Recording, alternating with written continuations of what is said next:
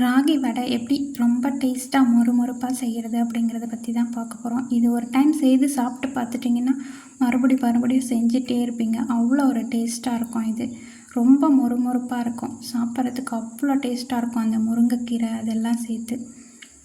அதுக்கு தேவையானது பொருட்கள் பார்த்திங்கன்னா 2 டேபிள் ஸ்பூன் அரிசி மாவு, சீரகம் 1 டேபிள் ஸ்பூன், பெருங்காயத்தூள் கொஞ்சமாக ஒரு சிட்டிகை, அவ்வளோ போட்டால் போதும். ராகி மாவு 1 கப்பு, தேவையான அளவு சால்ட் எடுத்துக்கோங்க, தூள் உப்பாக எடுத்துக்கோங்க.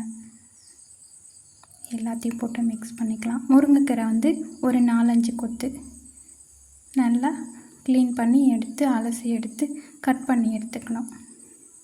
ராகி சாப்பிட பிடிக்காத குழந்தைங்களுக்கெல்லாம் இந்த மாதிரி செய்து கொடுக்கும்போது ரொம்ப விரும்பி சாப்பிடுவாங்க.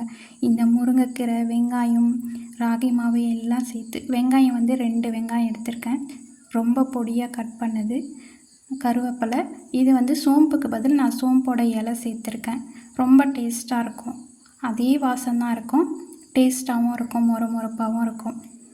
அதனால் நான் சோம்போட இலையை சேர்த்துருக்கேன்.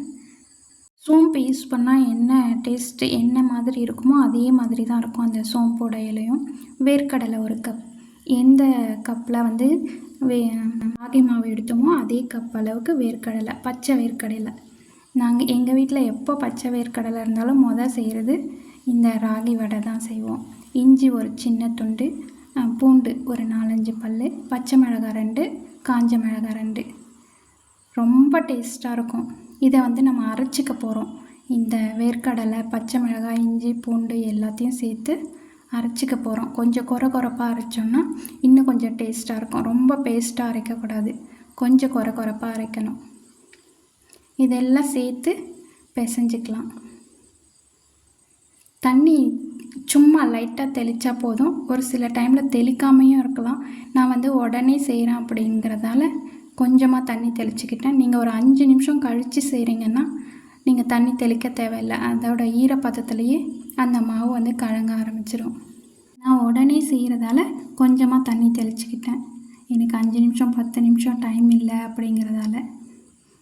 நீங்கள் டைம் இருந்ததுன்னா தண்ணி தெளிக்க வேண்டிய அவசியம் இல்லை. அப்படியே கலந்து விட்டிங்கன்னா அந்த ஈரப்பதமே சரியாயிடும். இதுக்கு ரொம்ப லூஸாக பிசையக்கூடாது, டைட்டாக இருக்கணும். இந்த அளவுக்கு அந்த பிடிக்கிற அளவுக்கு இருக்கணும், லூஸாகவே இருக்கக்கூடாது.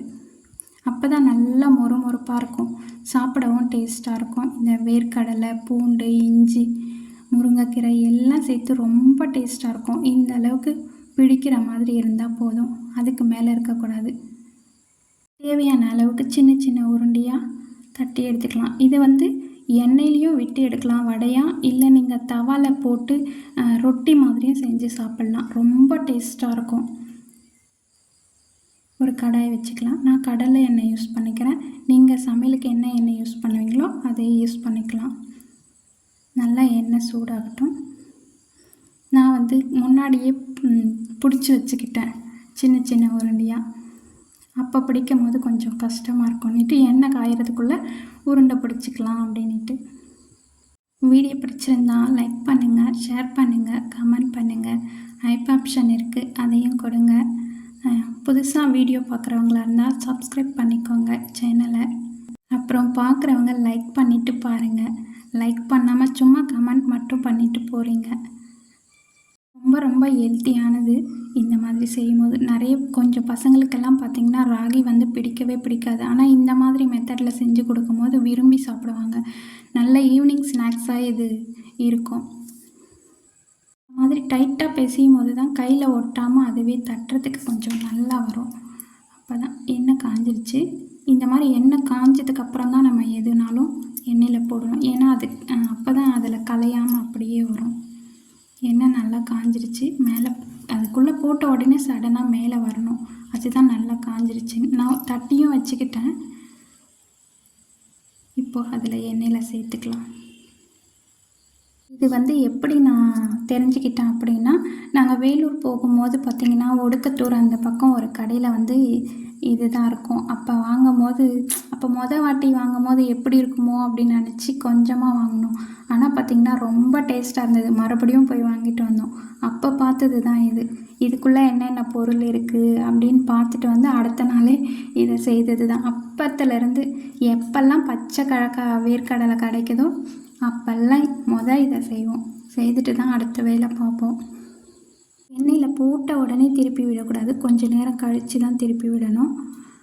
கொஞ்சம் பொன்னிறமாக ஆன உடனே எடுத்துக்கலாம். ரொம்ப நேரமும் விடக்கூடாது, அது ஒரு மாதிரி கசப்பாகிற மாதிரி ஆகிடும். இப்போ தான் பார்த்து எடுக்கணும். இது ராகி மாவுங்கிறதால சடனாக கலர் மாறுறது நமக்கு தெரியாது. அதனால் கொஞ்சம் பார்த்துட்டே இருக்கணும். அவ்வளோதான், இதுதான் கரெக்டான பதம். இதுக்கு மேலே விட்டோன்னா கொஞ்சம் ஒரு மாதிரி கசப்பு தன்மை வரும். அதனால் இப்போவே எடுத்துக்கலாம். இதுதான் சரியான பதம். ரொம்ப மொறுமொறுப்பாக ரொம்ப டேஸ்ட்டாக இருக்கும். ஒரு வாட்டி செய்துட்டிங்கன்னா மறுபடியும் உங்களுக்கே செய்யணும்னு தோண ஆரம்பிக்கும். அதோட டேஸ்ட் அவ்வளோ நல்லாயிருக்கும். அவ்வளோதான், எடுத்துக்கலாம். இது எண்ணெயுமே அதிகமாக இழுக்காது, ரொம்ப டேஸ்ட்டாக இருக்கும். இதில் போட்டிருக்க பொருளுங்களுமே பார்த்திங்கன்னா ரொம்ப மொறுமொறுப்பாக தன்மையை கொடுக்கக்கூடியது தான். நீங்கள் சூடாக இருக்கும் போது சாப்பிட்டாலும் ரொம்ப டேஸ்ட்டாக இருக்கும், ஆறின பிறகு சாப்பிட்டாலுமே ரொம்ப டேஸ்ட்டாக இருக்கும். அந்த வேர்க்கடலை, முருங்கைக்கீரை, வெங்காயம், சோம்பு எல்லாமே சேர்த்து ரொம்ப டேஸ்ட்டாக இருக்கும். வீடியோ பிடிச்சிருந்தா லைக் பண்ணுங்கள், ஷேர் பண்ணுங்கள், கமெண்ட் பண்ணுங்கள்.